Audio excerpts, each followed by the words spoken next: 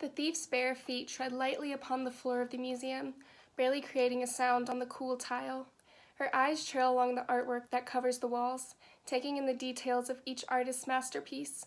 She notes the carefully chosen brushstroke that bring texture, the undertones and overtones of color that create vibrance and darkness, and the emotions that pull each of the works together. The night guard passed by a few moments ago and made his way into the next gallery, so the thief has a few minutes to work before he returns. She's wearing the gray of caution, a thick stripe on each hand that trails up her arms beneath her jacket, but even an infusion of extra prudence won't conceal her should the guard see her standing alone in the large room. She steals a swift glance at the other paintings in the gallery, at the depiction of the boat sailing through a lake beneath a purpling sky, at a king wearing a red cloak and leading his army into battle, at a young girl picking wildflowers and placing them in the pocket of her mother's yellow apron. All worthy specimens for the future, but none were right for what had befallen her on this night. She pulls a small tin jar from the bag hanging at her waist and approaches the painting she had chosen earlier during the museum's open hours. It's a colorful depiction of a common scene amongst the aristocrats of the city. A group of women sit in a circle and sip from the porcelain teacups covered in delicate blue swirls. They're surrounded by a luscious garden of entwining vines and bursting flowers of every color. They're dressed in luxurious gowns that cascade silk and lace and ribbons. Their hair shines with gloss from an unseen sun, and the light on their rosy cheeks elicits memories of a warm summer afternoon. The thief traces a finger along the textured hills of dry paint, looking for the right spot. When the paint grows warm under her skin, she halts, a satisfied smile pulling at the corner of her lips. She unscrews the tin jar and holds it in the flat of her palm.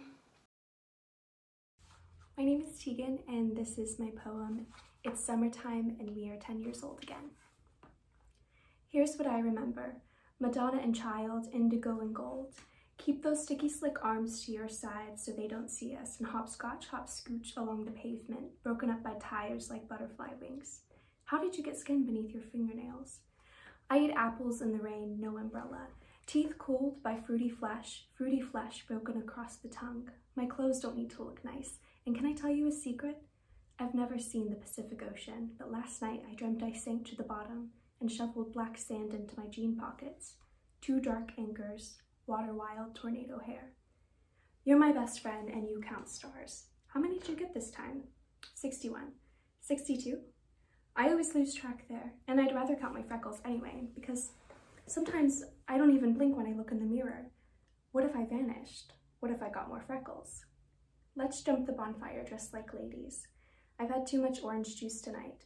By tomorrow, I'll forget about crayon thin noses and mean friends in pink. We're the wildflowers of the meadow, rainbow vegetation. Our hope is the sun.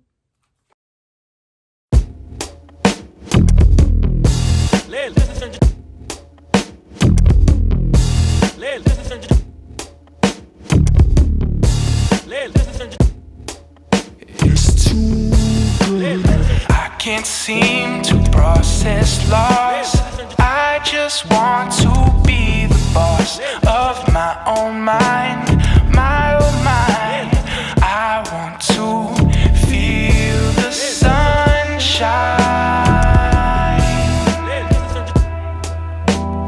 feel the sunshine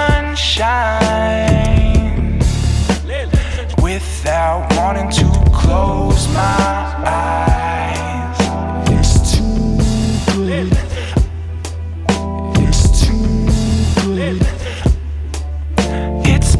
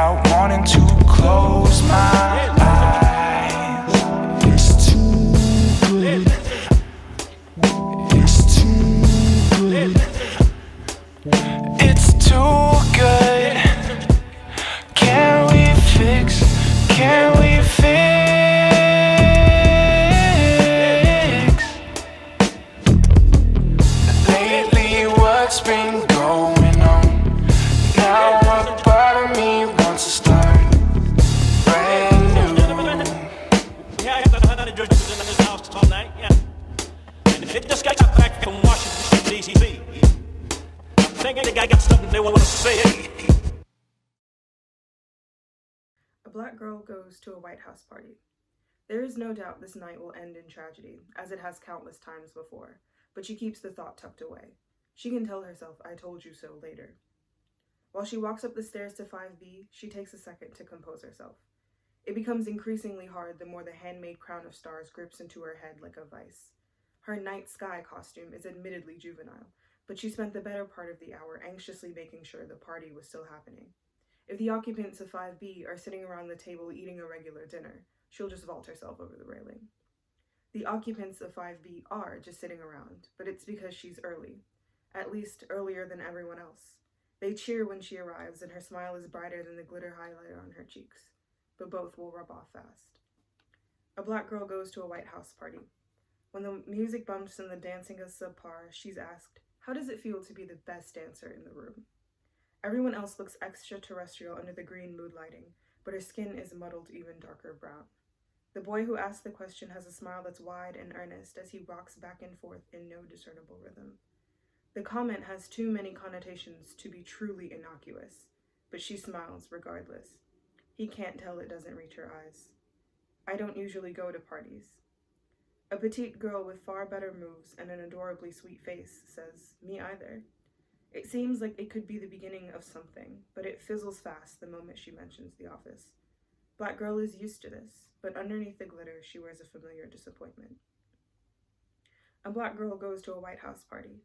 Somehow she has drunk herself. Well, drunk. Somewhere in the back of her mind, she tells herself it wasn't supposed to be like this. She's now laughing on the floor with some girl whose lipstick is smeared red on her mouth like the Joker's. Everything is hazy and warm and underwater, but there's something in her gut telling her she should be elsewhere. She realizes halfway to the bathroom that it's just vomit. When she comes back out, someone is leaning against the hall door. No, not someone. Ethan, the whole reason she's here. Him and the jungle juice that has just left her system. "Are you okay?" He wasn't leaning against the door because he's a jackass. He can't stand either. When she smiles, it's so wide, she's afraid it'll scare him. She says something loud and embarrassing. It's too mortifying to repeat. Even when drunk, she never manages to say the things that she means. When he smiles back, it's out of pity. She doesn't realize the joke is on her. A black girl goes to a White House party. She didn't stand a chance. She wakes up on the freezing cold floor of someone's room. Glitter stains her hands like she's bleeding it. Her head is swimming, and from the other room she can barely make out voices. Through the tiny crack in the door, she can see them, the roommates sitting in that same otherworldly glow, but in the silence the atmosphere is womb-like. It's placid and reticent, and she curls her hand against the door, wanting so desperately to be in on the secret. Tangled up on the couch is Ethan and someone else, someone who glows the same shade of Shrek green as him under the colored bulb. His smile is lovesick and blinding in a way she knows she was never meant to see. She looks away, but the smile is burned into her eyelids like an afterimage. She walks dead-eyed and delirious into the bathroom and vomits. It's red, like blood. She thinks for a moment she might be dying, but the aftertaste is Hawaiian punch. Somehow, this is worse. A black girl goes to a White House party. She leaves alone, like always, squinting as she trails behind Ethan's glowing form. The sun is just as formidable. He gives a gruff goodbye, and for a moment, she considers saying it, considers telling him. But a car honks loudly, reminding her that she's standing in the middle of the parking lot like a zombie. Meanwhile, the world is still turning. Ethan looks at her strangely. It's not lovesick or doting, but blinding all the same. She decides she will take what she can get. A black girl goes to a White House party. Her star crown rips some hair out of her head when she tries to take it off and maintains some semblance of pride. Once she warms up her illegally parked car, she yanks the gear shift with a sigh, one too exasperated and condescending to be sad. I told you so. This is a poem called Paper Cranes.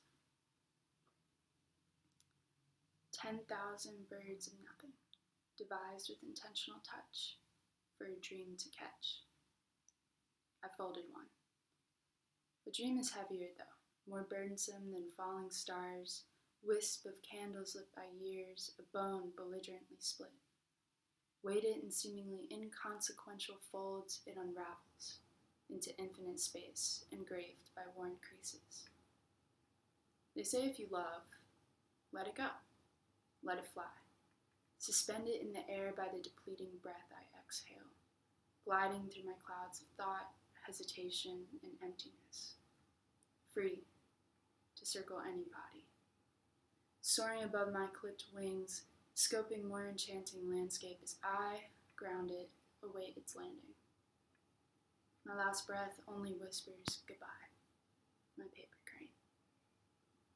After all, I can be torn to pieces, thousands, emerging as another, each slightly elevated from hopes crumpled and tossed, ascending from the past as it carves the future, singular yet deliberate in the flock.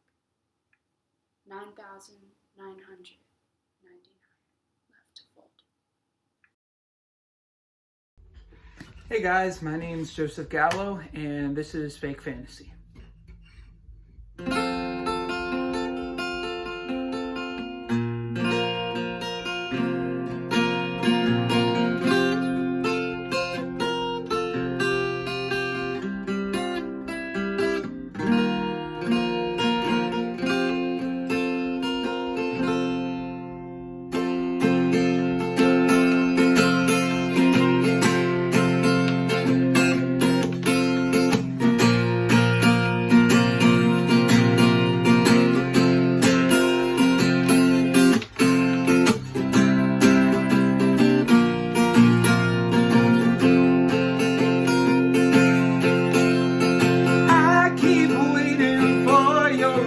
But I just end up wasting my time, 'cause you got someone else in your life.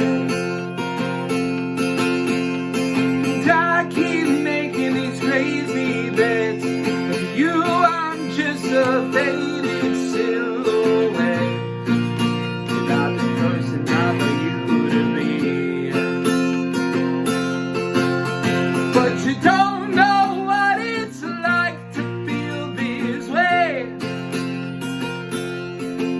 and I believe in you, but at the same time it's gone away. The rainbow never got to gold, it was cut out by a paper thin door. Gave up and ran away. I always thought it was the other man. I wish you're the best, but also wish you didn't give a damn. You left me in the dirt, dying. But you don't know what it's like to feel this way. And I believe in you, but at the same time it's gone away. I try to look at blue skies, but all I see are clouds. I wish everything could be alright. You bring me up and then we fall back down. I hope one day we'll figure things out. But you don't know what it's like to feel this way. And I believe in you, but at the same time it's gone away. You don't know what it's like to feel this way. Believe in you, but at the same time I believe in you, but at the same time I believe in you, but at the same time it's gone away. It was a fake fantasy, fake fantasy, yeah. Fake fantasy, yeah. Fake fantasy. All right, thanks, guys. 1001 Steps. A walk home alone, footsteps quiet. They hardly brushed the road. My existence small, lamppost tall. My overactive eyes detect the mass coming up behind me. A dark form, straight and sly. Then holes bore into the curvature of my waist, where eyes undoubtedly repose. I shrink, then expand. Tense and then strain. Eyes methodically dart through the dark. Assess, count steps. Which building is closest? Would my scream be enough to carry my breath? My guts are lead and the gap closes and my valves pump with purpose and he's too close and this is when my own shadow catches up, morphing into my feminine figure, no longer stretched or looming behind me as I reach the point directly below the lamppost. The trick of the light. Mamaw Daisy was more than happy to see me. It had been a week since my dad's Shiva, and my stepmom Shelley had finally reached the point in her grief where she wanted to be alone. I figured some traditional grandmother one-on-one, complete with too much food and drowsily watching daytime game shows in her dark living room, would be a good palate cleanser for my soul after days of creeping into Shelley's kitchen to munch on funeral sandwiches. Mamaw was already preparing lunch. It was no later than 10 a.m., but I hadn't eaten breakfast, so I had a plate of Crowder peas and mashed potatoes topped with Armour beef stew and home-canned tomatoes. Mamaw Daisy, whose hair was in curlers while she waited for her perm to set, sat across the table from me and had only a cigarette. "How you holding up, girl?" she asked. I shrugged, mouthful of potatoes. "I lost my daddy to cancer 50 years ago." She went on to tell a story I had already heard. Her father had colorectal cancer and, out of his 8 children, only Daisy was willing to go home and care for him. Grandfather Samuel had been a backward Southern Mormon who once tied his eldest daughter to a tree and beat her with a whip because her brassiere strap accidentally showed from under her shirt. His youngest, Daisy, was his favorite, shy and reserved, only daring to speak when spoken to. But when Daisy had her first daughter, Rose, and her husband, Daniel, hadn't stopped hitting her, she returned home to Grandfather Samuel and Grandmother Alice, only to have them tell her she now belonged to her husband and they couldn't take her back. Daisy returned home to the dying Grandfather Samuel because he no longer had a wife to tend to him. She stayed with him for 6 days. The last 3, he kept begging her to kill him. On the final day, she hid in another room while he screamed and cried all day, only to go silent that night. She said for years she regretted letting him die alone, but after she left Papaw Daniel, opened her own flower shop to support her daughters, and began to lead her own life, she felt she had given Grandfather what he deserved. A feeling of pure cold loneliness, of desertion so sudden and vicious, like biting down on cold metal. I love my daddy, Mamaw Daisy. My dad had been a high school biology teacher who wore a lab coat to the grocery store and volunteered to do science shows for terminal kids at the Children's Hospital in Augusta. He was tragically goofy, always having a good time, and for most of my life was legally drunk every day. When I was 14, I made him his favorite meal for his 42nd birthday. I wasn't a great cook, but I worked for hours to make meatloaf, mashed potatoes, and collard greens, all from scratch and with fresh ingredients. When I had finished, my dad was passed out drunk on the couch. Shelley and I ate dinner without him. The following day, a Sunday, when he woke up after 2 p.m., Dad had some of the leftovers for lunch, as well as a 40-ounce Budweiser to ease his hangover and prepare for the next school day. I waited patiently for him to finish, for him to thank me for my hard work, but all he had to say was, "It needs salt." I saw red, destroyed every glass, dish, and piece of artwork in my line of sight until Shelley pinned my arms behind my back and hollered at my dad, "This is all you. Look at what you were doing." He didn't have a drop after that Sunday afternoon, but it didn't matter. Almost 4 years after his last drink, he was diagnosed with stage 3 liver cancer, and a year and a half after that, he was gone.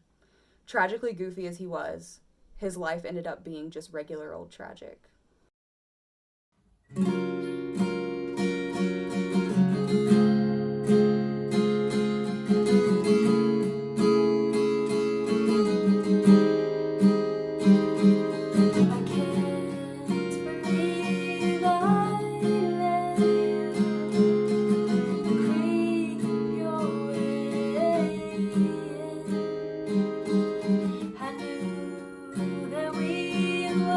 More than just friends.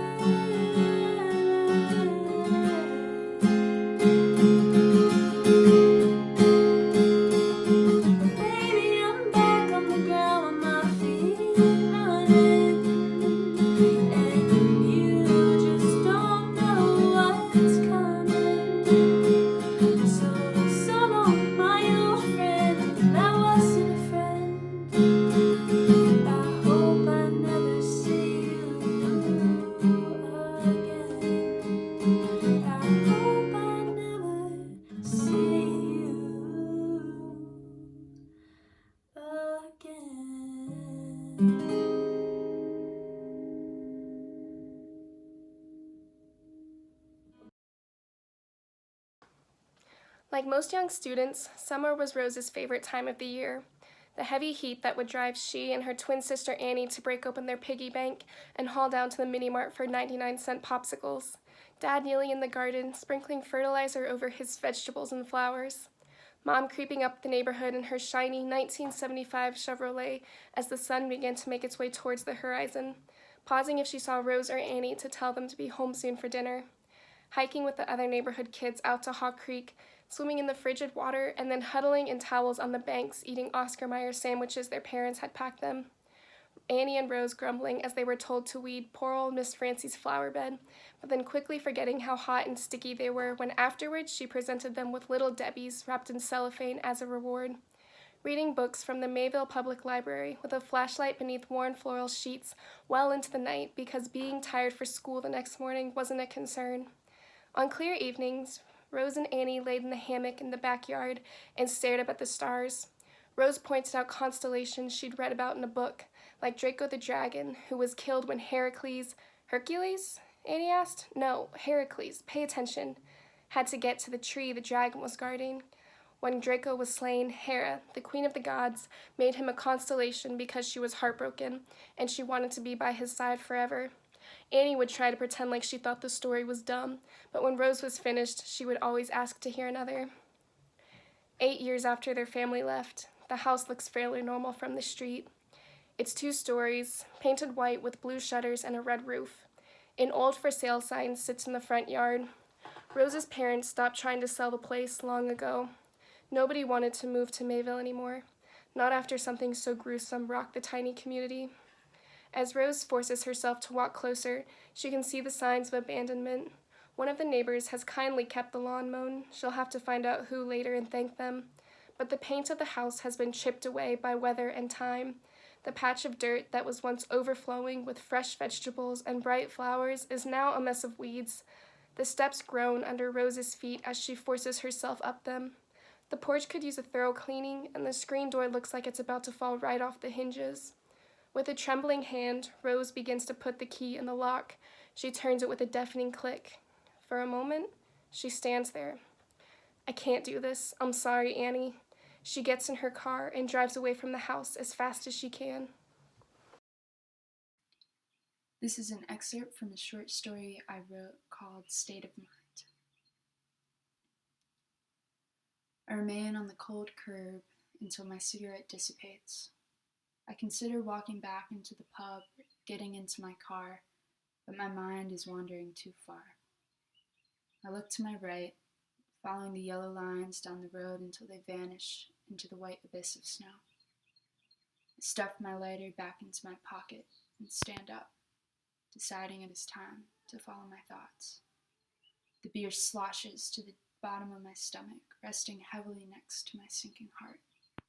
Step by step, I proceed down the dim street, progressing through each patch of light cast by rusty poles. My eyelids catch every other snowflake that falls from the sky, clearing a path for the tears to roll down my cheeks. With every inch, my inhale burns as it travels into my lungs, my steps pushing harder into the pavement as my body aches to move forward. Dreams unwind, I mumble, attempting to focus on something else. Love's a state of mind. I continue to recite the last lines, reminding myself of how our song fades out, leaving tracks of a disassembling tune in the snow. After several strides, I turn around one last time, before closing my door back to solitude. She does not follow, she does not need to. She knows she will find me, and we understand that we don't need to know why.